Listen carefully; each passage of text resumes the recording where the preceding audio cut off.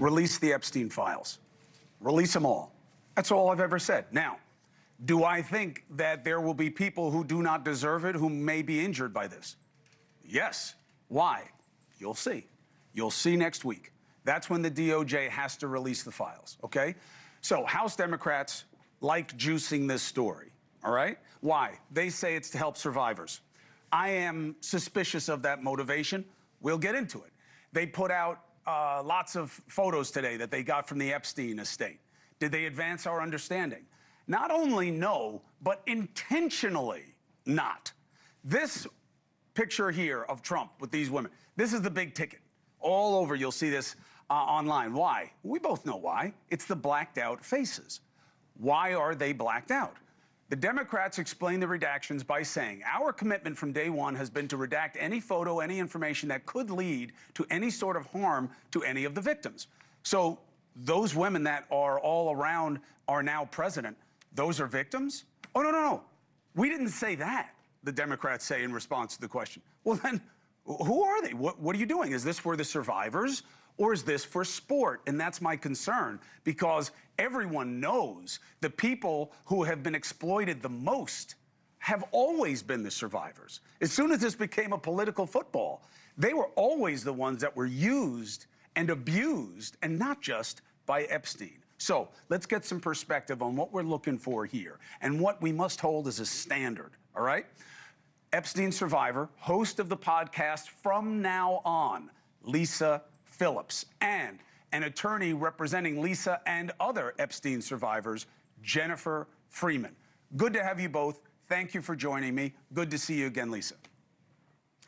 See you too. So I'll start with you, Lisa. You know, when you're looking at this and you're living this, what are you hoping in this release, and what is your concern?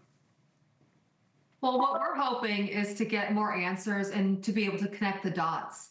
This whole situation is very confusing, and without the full scope of information, pictures, call logs, videos of inside the house, who was there, all the information together, we won't be able to get a clear picture of what was really going on. So we're hoping for it all to come out by the deadline. Well, but Lisa and Jen, I'll ask it to you, but you know, we're just having a conversation here. We know it's not all going to come out. You know, Jen, I've had multiple experts on who said they've never heard of as big a redacting operation and spending the kind of money on redacting that was done here and completed in March. So we know it's not everything, right? It's not everything, but hopefully it's something very significant. For example, we brought a lawsuit on behalf of Maria Farmer. Why? Because Maria Farmer in 1996 reported Epstein and Maxwell to the FBI. And what did they do? As far as we can tell, absolutely nothing. We want answers, and those documents should tell us what they did. That should be significant. That's not about clickbait. That's really about getting answers.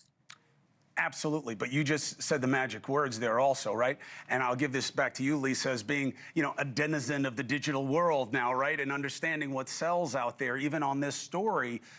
We are expecting exposure of other people who abused or knew.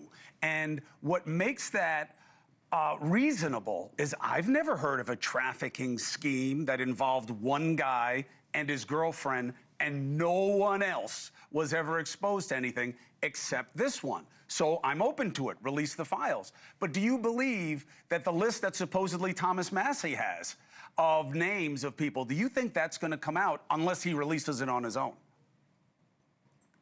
I'm not sure if it's going to come out or not, because there's so many people that are doing everything in their power to not release it. So, I mean, I'm not sure how to answer that question. All I've seen that's been released in these pictures are just trickles of information, parties, what things look like, who was buddy-buddy, but it doesn't really show actual evidence of what was going on and how involved those people in the pictures were. Right. And also, look, you know this about me, but just to be clear for the audience, I know these things happened. That's never been a question for me, from my understanding of this. I do not have any doubt of these allegations, but it's about how much, how many, who. That's what we don't know here. And Jen, these pictures, again, to Lisa's point that she's making, you know, the Democrats say we care about the survivors. And there's, oh, so these are all survivors, and that's why you redacted their faces. Oh, no, we didn't say that. Well, then what are they doing? I mean, it does feel a little bit like gamesmanship there, does it not? Actually, I think it's protective, though it's not clear whether they're victims or not. And certainly the worst thing to do is simply not redact anything and have a victim exposed. So if that's being careful, unless I'm that's what okay they want. with that. Unless that's what they want, right? I mean, if somebody says, I want to be known, I don't want to be hidden, I want to own this, I want agency in this discussion about what's being done. And that is possible. But remember also where these photographs came from. They came from Epstein's estate, and they were subject to a very specific subpoena request. And those were images regarding what was going on at his property. And that's a that could be very well a very narrow set of documents. There are many more images and documents to be obtained, whether it's from not only the Department of Justice, but from the banks, from Steve Bannon's tapes, from many other sources. So this is not simply, let's just look at these 19 photographs. 100%, I'm with you. But this, you got to give, this guy had some reach. He's got Bannon giving him advice. He's talking to Democratic lawmakers. He's got Obama's counsel helping him out. He's got Michael Wolff helping him out. I mean, this guy, you know, he had some Rolodex. And Lisa, do me a favor. One, correct the perspective that I put out there about why people would want to be seen or not seen as survivors. And then I want you to help people understand why it's not as simple as saying, well, if you gave this list to Thomas Massie of people who you think knew, give it to me. Let me put it out. Help people understand the reticence on those 2 points. Well, I believe every person in those pictures, every young woman like you've seen, should have the face blocked out.